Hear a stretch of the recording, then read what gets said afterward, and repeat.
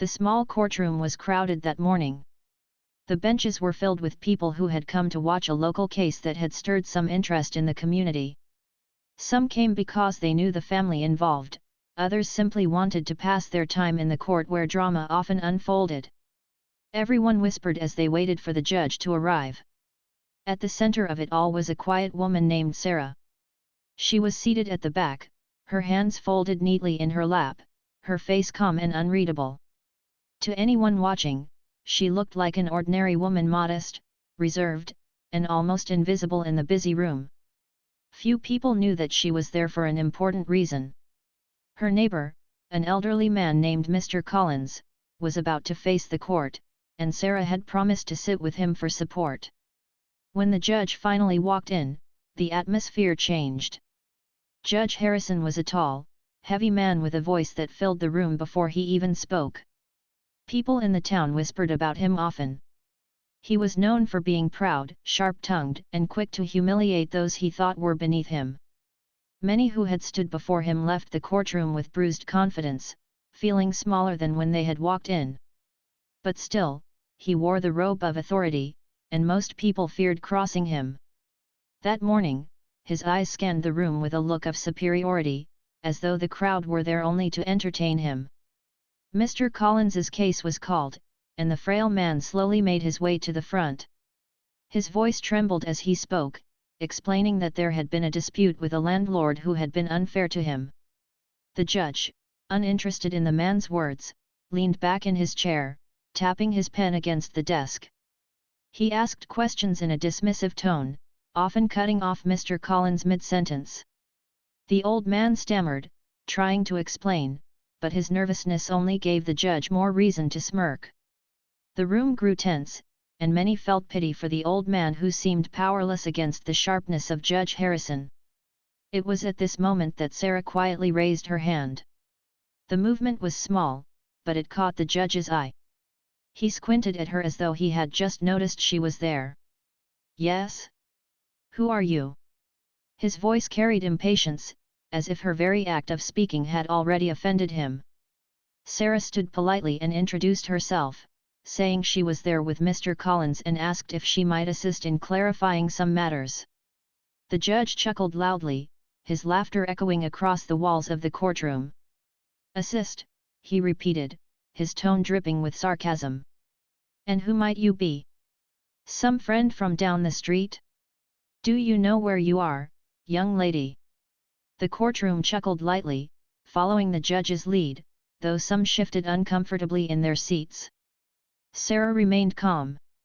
She lowered her eyes for a moment, then looked back up at him with steady resolve. "I only wish to help, Your Honor," she said softly, her voice gentle but firm. The judge leaned forward, clearly enjoying the moment. He saw an opportunity to show his authority, to embarrass this woman who had dared interrupt his control of the room. "Help," he repeated, this time louder. "This is a court of law, not a place for neighbors to play lawyer. Sit down before you embarrass yourself further." His words carried the bite of insult, and a few in the audience laughed nervously. Sarah, however, did not move. Her calmness unsettled the judge. He had expected her to shrink back, to bow her head and return to silence. Instead, she stood straighter, her hands clasped in front of her. The room went quiet, curious about what she might say next. Sarah took a step forward and spoke clearly, "Your Honor, I am not here to waste the court's time. Mr. Collins is elderly and struggles to present his case. I simply ask for permission to help him explain, so that the truth can be heard." There was no arrogance in her tone, no anger. Only sincerity. And it was this very sincerity that made the judge smirk even more. "Well," Judge Harrison said, leaning back with exaggerated relaxation. "Isn't this something? A quiet lady from the back of the room thinks she can stand here and match wits in a courtroom. Do you have any idea how complex the law is? Do you even know the first thing about legal proceedings?" He looked around the room as though inviting the audience to laugh with him. Some people shook their heads, waiting to see if the woman would crumble under the weight of his mockery. But Sarah's face remained steady, her eyes clear and calm. To everyone else, Sarah looked like just another ordinary person from town.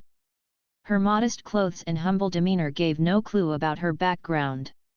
No one there knew that she had spent years studying law in another city before returning home to take care of her family.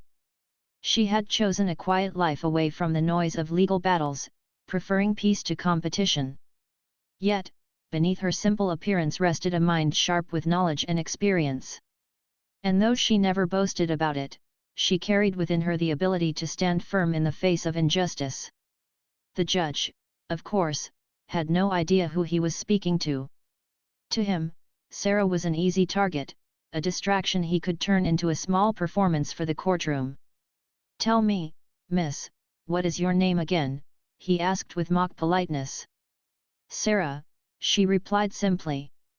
"Well then, Sarah," the judge continued, "I suggest you take a seat and leave the law to those of us who understand it.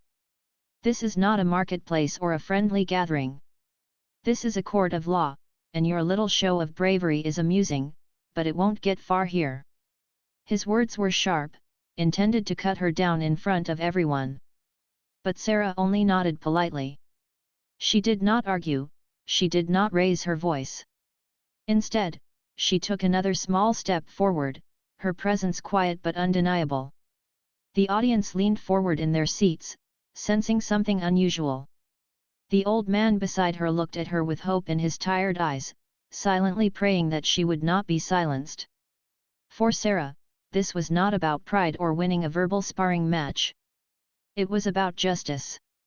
She had seen too many times how the powerful dismissed the weak, how those who spoke softly were ignored.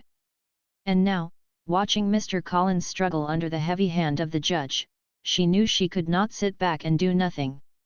With calmness as her strength and truth as her guide, she prepared to speak again, unaware that this quiet beginning would soon unfold into a moment that the entire courtroom would never forget. The courtroom was still buzzing softly after Sarah's calm words.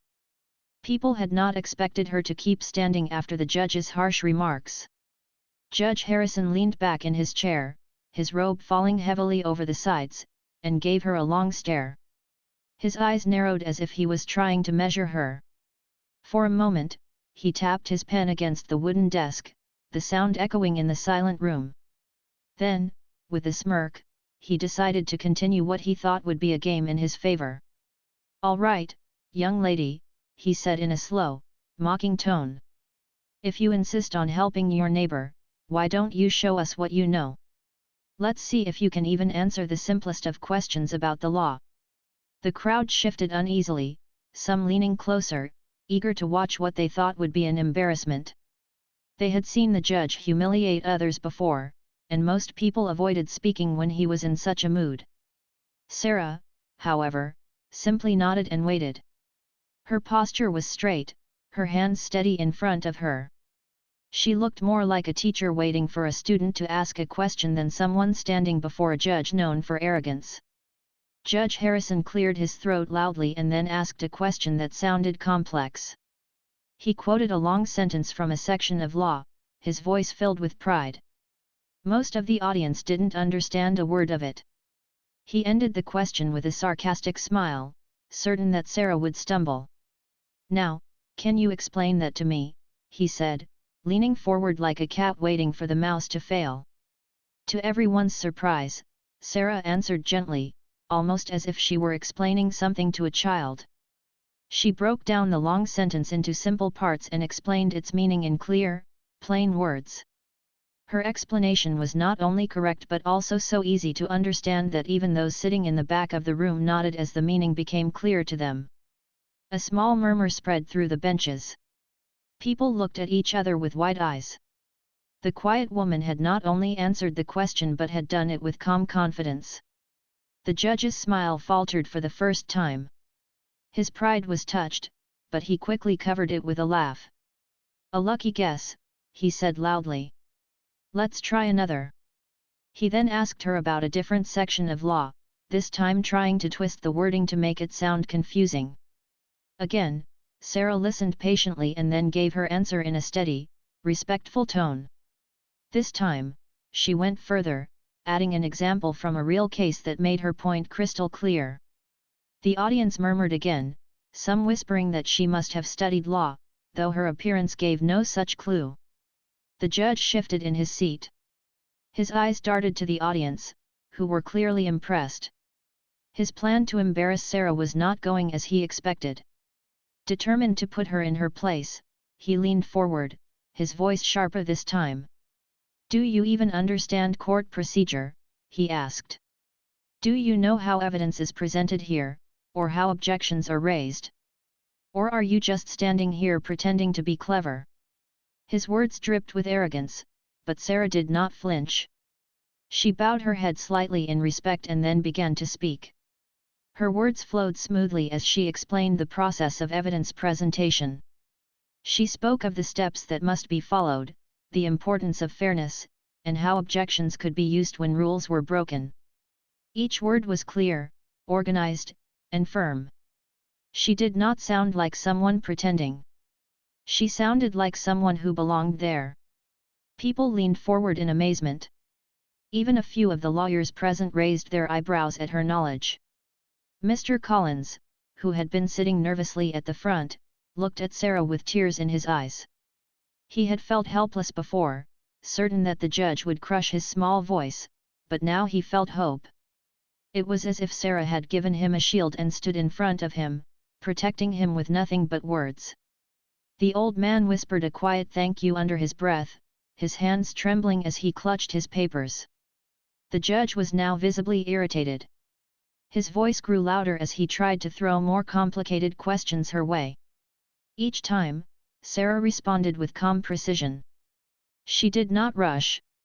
She did not argue.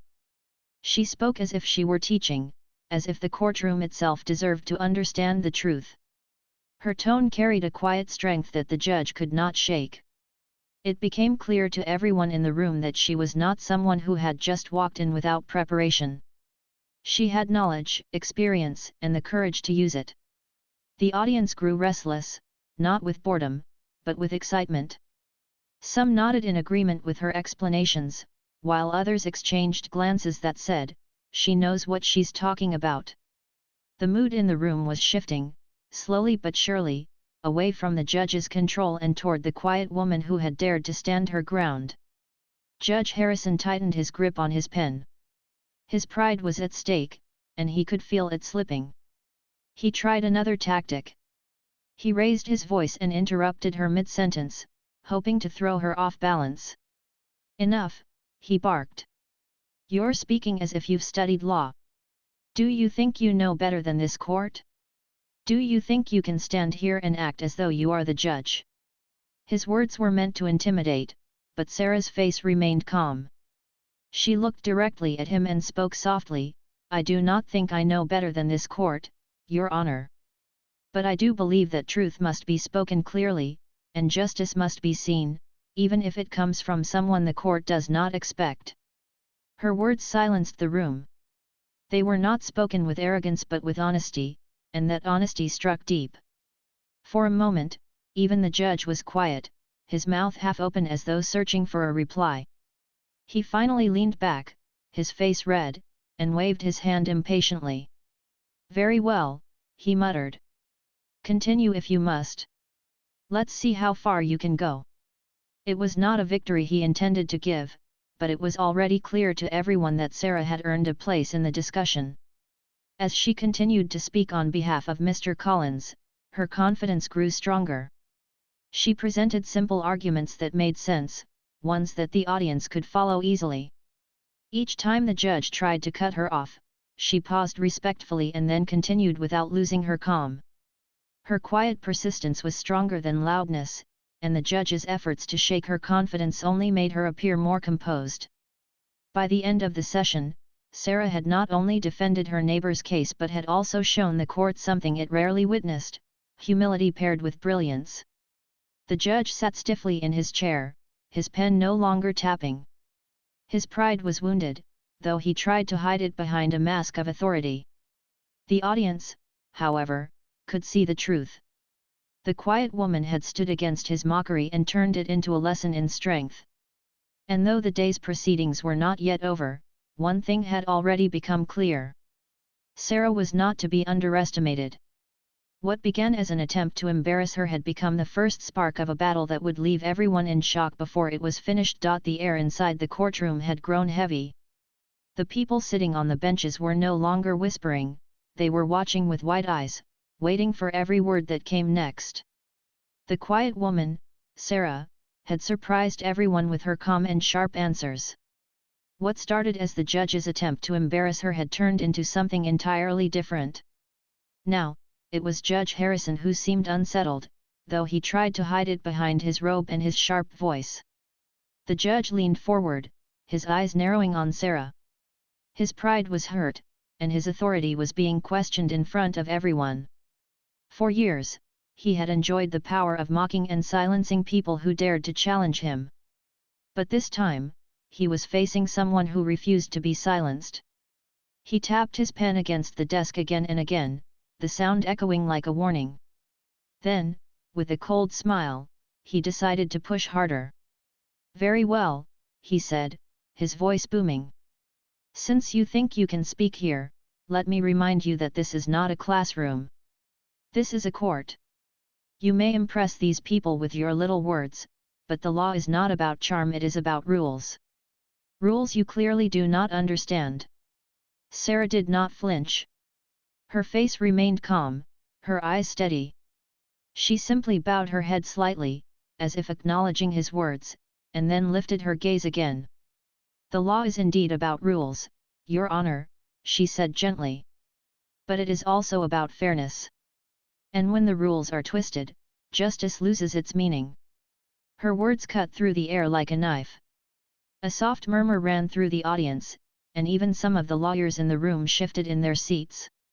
Judge Harrison's face darkened. He was not used to being spoken to with such quiet courage. He slammed his hand on the desk to silence the whispers. "Enough," he barked.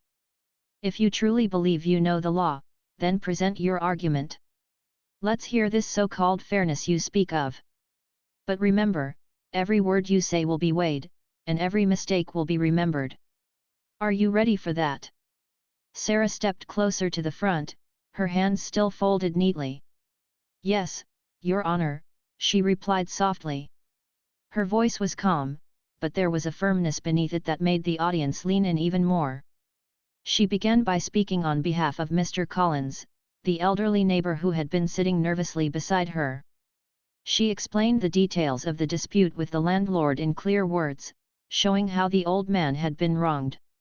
She pointed out the evidence, the documents, and the promises that had been broken. Each sentence was simple, but it carried weight. It was not filled with difficult words meant to confuse, it was filled with truth meant to be understood. The judge tried to interrupt several times, throwing sharp remarks to break her flow. But Sarah paused respectfully each time, let him speak, and then calmly continued without losing her balance. This rhythm, his loudness against her steadiness, was beginning to show a contrast that everyone in the room noticed. The more he tried to shake her, the stronger she appeared. Growing frustrated, Judge Harrison shifted to another tactic. He tried to twist her words, asking questions that bent the meaning of what she had said. He wanted to catch her in a trap, to force her into making a mistake. "So," he said loudly, "if what you say is true, are you suggesting that this court has failed to uphold justice before? Do you dare accuse the system of being unjust?" It was a dangerous question, designed to corner her. The room fell silent, and everyone's eyes turned to Sarah. Most people expected her to back down, to quickly deny it and avoid angering the judge. But Sarah stood still, her face calm. After a moment of silence, she answered. "I am not here to accuse the court, Your Honor," she said slowly. "I am here to remind us all that justice belongs to the people, not to pride. And when someone weaker cannot speak for themselves, it is the duty of those who can to make sure their voice is heard." Her words carried a weight that no one expected. Even those who came just to watch felt something stir inside them. They looked at her not just as a neighbor defending a friend, but as a voice of courage standing against arrogance. The judge gripped his pen tightly, his knuckles turning white. His eyes burned with anger, but his lips pressed shut. For a moment, he had no reply. The silence that followed was louder than any shout. People glanced at one another, and a few even smiled quietly. Sarah had spoken what many had felt but never dared to say. Judge Harrison finally cleared his throat, his voice trembling slightly with forced control. "You are bold, aren't you?" he said, his tone dripping with sarcasm. "Perhaps too bold. But boldness is not enough. Do you have proof to back these fine words of yours? Or are you only here to entertain the crowd with speeches?" Sarah took a deep breath, then reached into the small folder she carried. She carefully pulled out a document, holding it with both hands. "Your Honor," she said, "this is a copy of the agreement between Mr. Collins and his landlord. It shows the promises made, and it shows how those promises were broken. The law is clear on this matter." She placed the document on the desk, her movements steady and respectful. The judge glanced at it, then at her, then back at the paper. His jaw tightened. He had not expected her to come prepared with actual evidence. The lawyers seated nearby craned their necks, curious to see the document. The room filled with whispers again. The judge slammed his gavel to silence the crowd, but it was too late. The energy of the room had shifted. People were no longer afraid of him, they were inspired by her. Sarah's calm presence and sharp knowledge were breaking down the wall of arrogance that had ruled the courtroom for so long. Trying to regain control, Judge Harrison raised his voice again. "Documents can be misleading," he snapped. "And anyone can misinterpret the law. Do you really think you are qualified to explain this to me?" Sarah met his gaze directly, her eyes filled not with pride, but with quiet certainty. "I do not claim to be greater than the court, Your Honor. I only claim to know the truth of this case, and the truth deserves to be heard, no matter who speaks it." Her words rang out, clear and unshaken. The audience sat in silence, every ear focused on her, every heart quietly rooting for her. Mr. Collins, sitting beside her, felt his shoulders straighten for the first time that day. For once, he did not feel small in front of the judge. He felt seen, defended, and valued. The judge's face grew redder by the minute. His plan to embarrass Sarah had failed again, and now he found himself being cornered by her calm brilliance. He looked at her, his eyes filled with disbelief. He could not understand how a woman so quiet, so simple in appearance, could stand against him with such strength. The rest of the courtroom, however, understood perfectly. They saw in Sarah what the judge could not: courage without arrogance, knowledge without pride, and truth without fear. And though the day was not yet over, everyone could feel it. Something had changed forever in that room. The courtroom had turned into a stage where no one could look away. The people sitting in the benches were no longer whispering or shifting impatiently. They were completely absorbed in every word, every glance, every pause. Judge Harrison, once so confident, was now visibly uncomfortable in his chair. His pride had been bruised again and again, yet he refused to let go of control. His booming voice, once the loudest in the room, was now fighting against the calm, steady voice of Sarah, the quiet woman who had surprised everyone with her brilliance. The judge leaned forward and narrowed his eyes at her. "You seem very sure of yourself," he said slowly, his tone both sharp and suspicious. "But law is not just about words. It is about precedents, about what has already been decided in higher courts. Do you have the courage to prove that your arguments stand when measured against real rulings?" His voice was heavy with challenge, as though he was certain she would not have an answer. Sarah's expression did not change. Her hands were steady, her posture straight. She spoke gently, but her words carried a confidence that filled the room. "Yes, Your Honor," she said. "I do." She reached into her folder again and pulled out another document. This time, it was not just an agreement or a note, it was a copy of a high court ruling from years earlier. She held it carefully, her fingers not trembling even a little, and then she began to speak. Her voice was calm, but it echoed with clarity as she explained the case. She named the ruling, the year, the court that had decided it, and then she quoted the exact words that applied to Mr. Collins's situation. As she spoke, she did not stumble or hesitate. Each word was chosen carefully, and each sentence was so clear that even those who had never studied law could understand its meaning. The audience listened with wide eyes. Some gasped quietly when they realized what she was saying. Others nodded, whispering to each other that this was not just a clever woman, this was someone with true knowledge, someone who belonged in that courtroom more than the judge who sat on the high chair. Judge Harrison's face turned red. His lips pressed tightly together as he tried to interrupt, but Sarah kept her tone respectful, pausing when he raised his hand and then continuing where she left off. She did not let his interruptions throw her off. Instead, she made him look impatient and unsettled, while she remained calm and focused. Finally, she reached the most important part of her explanation. She held up the ruling and read the line that directly contradicted what the judge had been insisting throughout the case. As stated in this judgment, she said clearly, no landlord has the right to remove a tenant without honoring the agreed terms. Any such action is unlawful and void. Her voice echoed in the silent courtroom.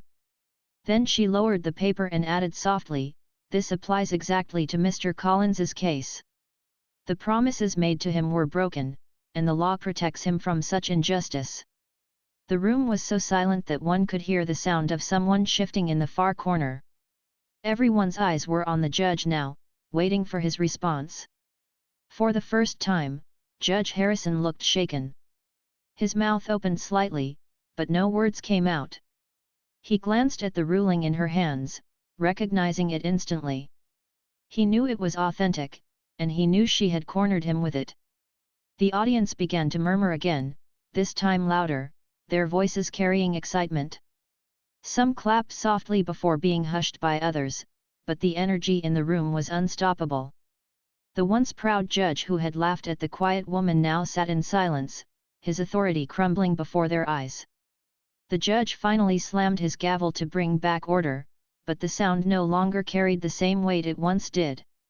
His voice, when he spoke, was less sharp, less confident. "Where did you get this?" he demanded, though his tone betrayed his unease. Sarah looked at him with calm eyes. "The law belongs to everyone, Your Honor," she said softly. "It is not hidden. It is not reserved only for those who wear robes. Anyone who seeks truth can find it, and anyone who values justice can use it." Her words struck deeper than the ruling itself. They reminded everyone in the courtroom that justice was not about fear or power, it was about fairness.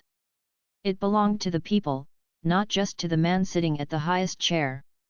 The audience sat in awe, realizing they were witnessing something rare, arrogance bowing, even if unwillingly, to humility and truth. The judge shifted in his chair, his pride and authority slipping through his fingers. He wanted to shout, to dismiss her, to find a way to silence her, but the evidence was undeniable. He could not argue with the ruling of a higher court. He could not twist her words, because she had spoken them with such clarity that no one could misunderstand. And worst of all, he could not dismiss her as uneducated or foolish, because she had proven the opposite in front of everyone. Mr. Collins sat with tears in his eyes. He had walked into the courtroom that morning with fear in his heart, believing he would be crushed by the weight of power. But now, sitting beside Sarah, he felt hope he hadn't felt in years. He looked at her with gratitude that words could not describe. She had not only defended him, she had restored his dignity in front of everyone. The audience could hardly contain themselves. Some nodded in agreement with Sarah's words, others exchanged whispers of amazement, and a few even smiled boldly at the judge, as though silently saying, "Now what will you do?" The balance of the courtroom had shifted completely. Judge Harrison finally leaned back in his chair, his face pale. He looked at Sarah, his eyes filled with disbelief. He had set out to embarrass her, to show her place, but now it was he who had been exposed. He had no clever remark left, no trap to set. She had beaten him not with loudness or anger, but with calmness and truth. The silence that followed was heavier than any noise. It was the silence of realization, the silence that comes when arrogance meets its limit. And in that silence, every person in the room understood what had happened. A quiet woman had stood up against a corrupt judge and left him speechless. The trial was not yet over, but the result was already clear to the people. Sarah had won the respect of the courtroom. She had shown that knowledge and fairness were stronger than pride and arrogance. And though the judge tried to hide his shock, it was written all over his face. Sarah did not smile, she did not gloat. She simply lowered her eyes respectfully, as if nothing extraordinary had happened. To her, she had only done what was right. But to everyone else, she had done something unforgettable. She had reminded them that even the quietest person, when armed with truth, could shake the walls of power. The room was so still that even the air seemed to have stopped moving. Everyone sat frozen in their seats, their eyes fixed on the front of the courtroom. Judge Harrison, once the loudest and most feared presence in the room, sat pale and uneasy, his gavel resting heavily in his hand. The quiet woman, Sarah, had just finished presenting her final piece of evidence, a ruling that proved without a doubt that her neighbor, Mr. Collins, had been treated unjustly. The ruling was so clear and undeniable that even the judge could not twist it to his favor. The judge cleared his throat and shuffled some papers in front of him, trying to regain his authority. But the more he moved, the more obvious it became that he had lost control of the room. The audience was no longer watching him with fear or respect, they were watching him with judgment.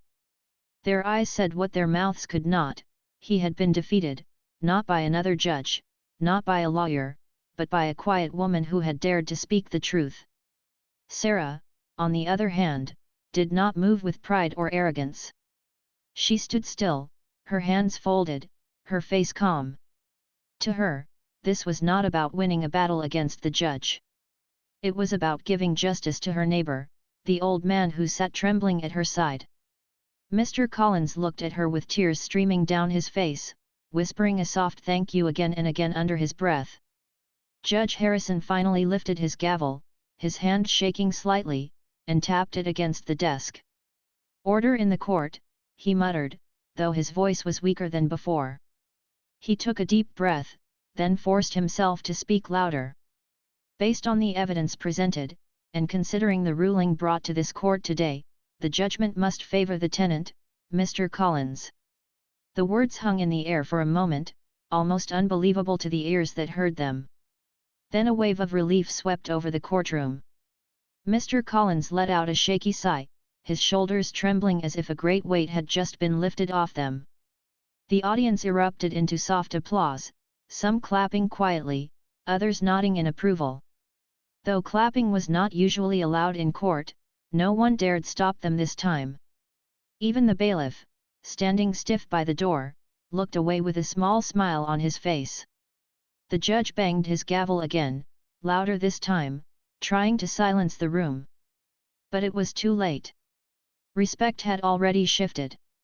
No matter what he said or did, people would remember this day not as the day he presided over justice, but as the day he was humbled by a woman he had tried to embarrass. Sarah gently touched Mr. Collins's shoulder, helping him to his feet. The old man was trembling so much that he could barely stand. His voice cracked as he whispered, "I never thought I'd live to see justice, Sarah. You gave me back my dignity. You gave me back hope." She smiled softly at him and replied, "It was always your right, Mr. Collins. I only reminded the court of it." The two of them turned to leave, but before they reached the door, a voice called out from the benches. "Well done, ma'am," someone shouted, and soon the whole room was filled with murmurs of admiration. People stood as Sarah walked past them, not in the way they would stand for a judge, but in the way people rise when they recognize true courage. Some nodded at her, others whispered blessings, and a few simply stared at her in awe. Judge Harrison sat frozen, his face red with anger and shame. He wanted to call her back, to remind everyone that he was still the authority in the room. But deep down, he knew he had already lost. If he spoke now, his words would only sound weaker. For the first time in years, he had been silenced not by force, not by another man of power, but by a woman whose weapon was nothing more than knowledge and truth. As Sarah stepped out of the courtroom with Mr. Collins, the warm sunlight met them at the door. For her, the day felt like any other. She had not come seeking attention, and she had no desire to become a hero in the eyes of the people. She had only done what her heart told her was right. She looked at the old man beside her and thought of how many others like him had probably suffered in silence because they were too afraid to speak. Her heart ached for them, but she also felt a quiet strength inside her. She knew now that her silence had a limit, and when justice was threatened, she could not remain in the shadows. News of what happened in that courtroom spread quickly through town. By evening, people in markets and coffee shops were retelling the story, how a quiet woman had stood up against the proud judge, how she had quoted the law like a true lawyer, and how she had left him speechless. Some added their own details, others exaggerated, but the core of the story remained the same. Sarah had turned humiliation into honor, not for herself, but for justice. In the days that followed, people began looking at Judge Harrison differently. His arrogance no longer seemed like strength, it seemed like weakness. His mocking words no longer carried weight, they carried shame. And every time he sat in his chair and looked out at the courtroom, he could see it in the eyes of the people they remembered. No robe, no gavel, no loud voice could erase the memory of that day. Sarah, however, went back to her quiet life. She returned to her daily routines, caring for her family and helping her neighbors. She never bragged about what she had done, never sought recognition. But those who had seen it would never forget. To them, she became a symbol of courage, a reminder that even the most ordinary-looking person could carry extraordinary strength. One evening, as Sarah was walking home, a group of young women stopped her on the street. They told her how inspired they were, how they had always been afraid to speak up, but after seeing her in court, they felt braver. Sarah listened to them with a gentle smile and said only, "Courage is not about shouting the loudest. It's about speaking the truth, even when your voice shakes." Her words stayed with them long after she left, becoming a quiet lesson they carried into their own lives. As for Mr. Collins, his life changed in ways he had never expected. Freed from the unfair pressure of his landlord, he lived his remaining years with peace and dignity. And every time he saw Sarah in the neighborhood, he would smile at her with deep gratitude, as if silently saying again and again, "Thank you for giving me back my voice." The story of that day lived on in the town for years. Parents told it to their children, neighbors whispered it to newcomers, and those who had been there told it again and again, each time with the same spark of wonder. It became more than just a courtroom story, it became a reminder that justice did not belong to the proud, but to the brave. And though Sarah never asked for it, her name became a quiet legend in the community. People spoke of her not with loud cheers, but with gentle respect, the kind that lasts longer than applause. She had shown them all that dignity and brilliance do not need noise or arrogance to shine, they shine brightest when they come from humility. In the end, Judge Harrison was left with his title, his robe, and his gavel, but none of those could erase the memory of the day he was silenced by a quiet woman. And Sarah was left with nothing more than her simple life, but also something greater than titles or robes, the unshakable respect of her community and the satisfaction of knowing she had stood for justice when it mattered most.